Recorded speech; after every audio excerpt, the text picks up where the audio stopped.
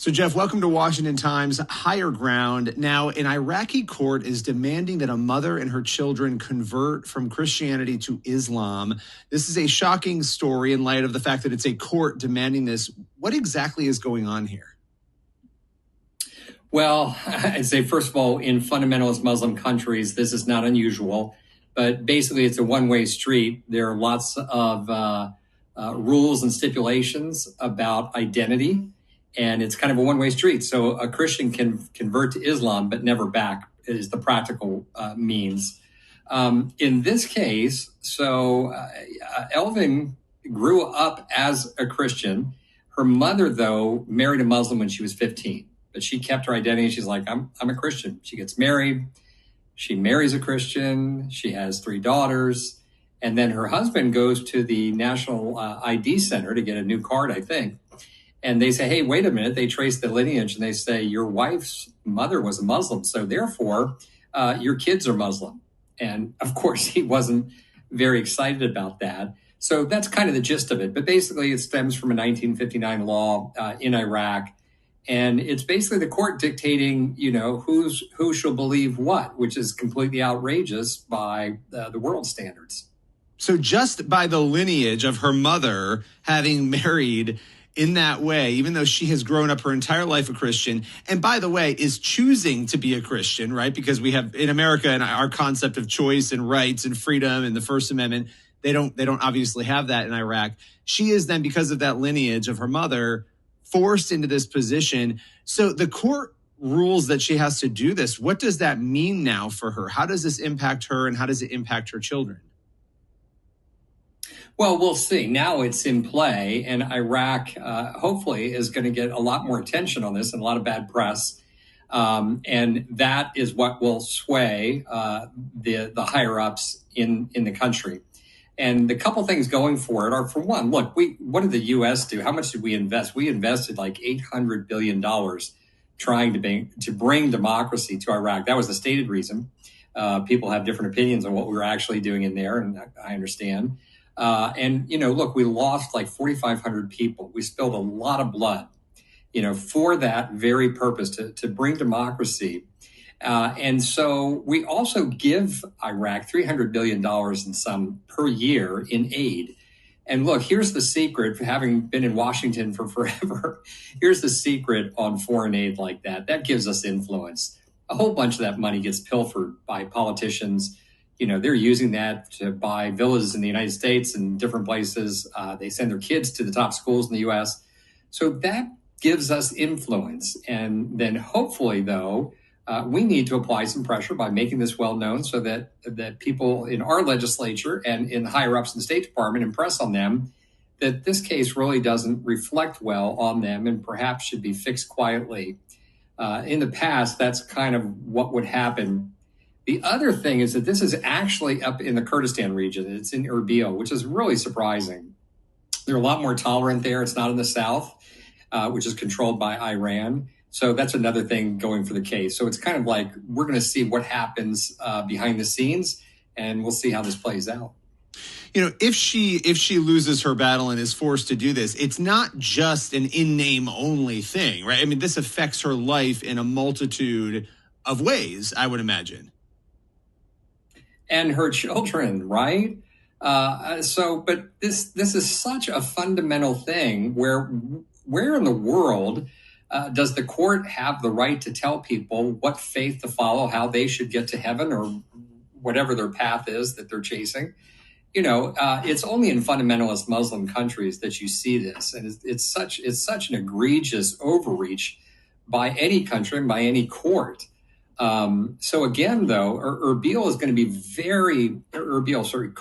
is going to be this is the north of Iraq.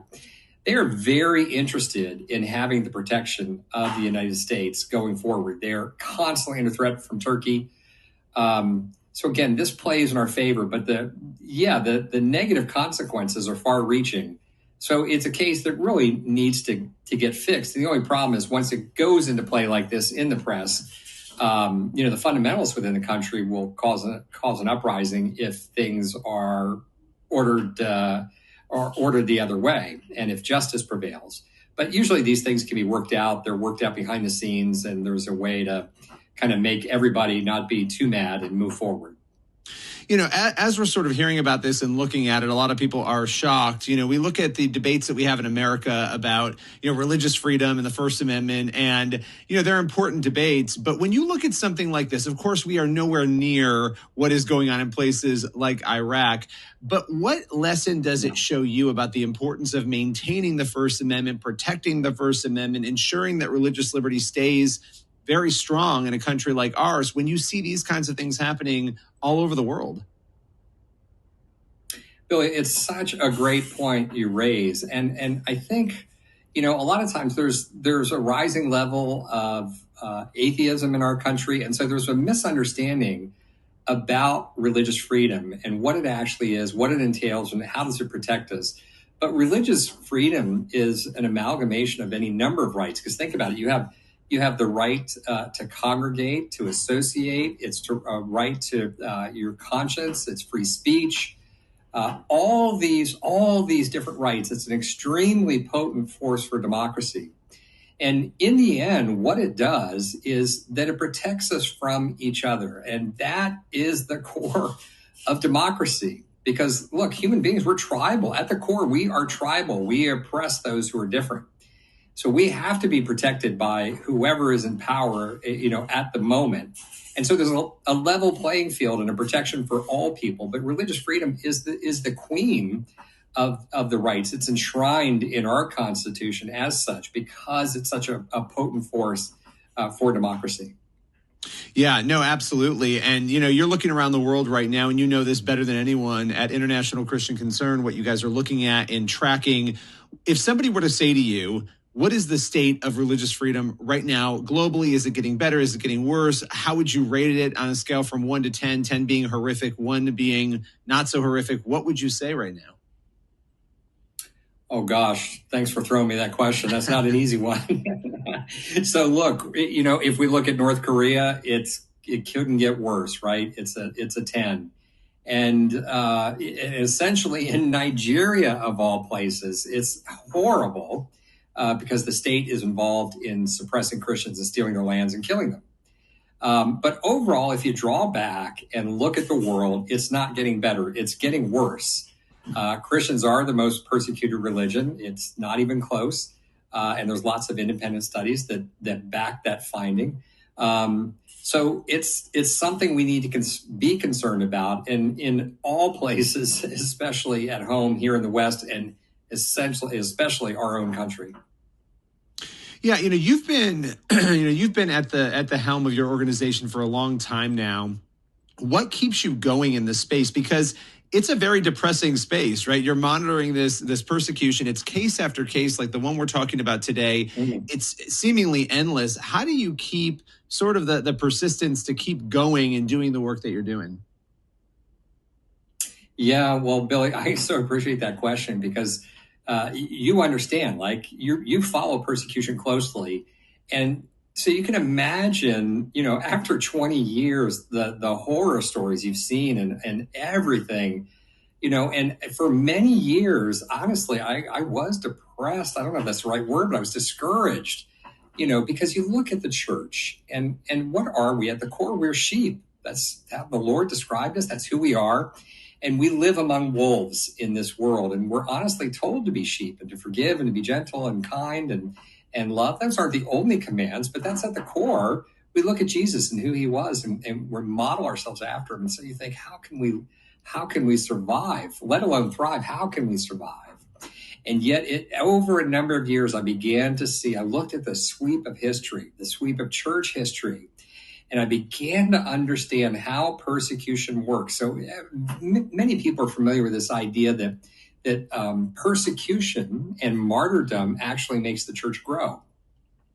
But I began to see how and why it makes the church grow. The very thing that the dictator and the despot do to strangle the church and to kill it off is what makes it grow and makes it grow the fastest. And that has been proven time again. You look back at history over and over. The Lord wins, his kingdom advances. It's not in every case. It's not in every incident. You can't say that. But the broad sweep of things, there's no mistaking it. The church wins, God wins. And yet we have to be vigilant, and we have to be able we have to be ready to defend our religious freedom when living in a democracy. Absolutely. And, it's so important that we tell these stories, talk about them so that people are aware, because we can become very apathetic here. We have our battles here, but they're nothing like what we're talking about today. And just to kind of circle back to this conversation, outside of prayer, for this woman and her children, what are some other ways that people could be getting involved to come alongside your organization to maybe help alleviate some of these issues across the globe? Well, let's just look at this particular case. This is easy. And boy, oh boy, I wish I should have had this ready. But Kurdistan has representation here. So Kurdistan, again, is the north of Iraq. There's really three pieces to Iraq. There's a part in the south that belongs to Iran. There's a part in the middle, the Sunni Muslims, that really belongs to Saudi Arabia, is controlled. And then in the north, there is Kurdistan. Now, these guys want to break off. They eventually will. They have been targeted by Turkey and oppressed for, a very long time. They are very sensitive to political issues. So look up I'm trying to think what to look up, because it wouldn't be the ambassador. But look up Kurdistan representation in the United States. Let's find that. I'll follow up with some after this, give you some show notes. But make those calls, and these guys will be very sensitized to what we're complaining about. And as always, call your members and ask them to put some pressure on. It'll go a long way. Yeah, the media attention goes a long way, too. Nobody wants that media attention. When people are paying attention to that and putting the pressure on, it puts attention on these issues and hopefully forces the hands of those doing these horrific things. Jeff, really appreciate your time, as always, breaking it all down today.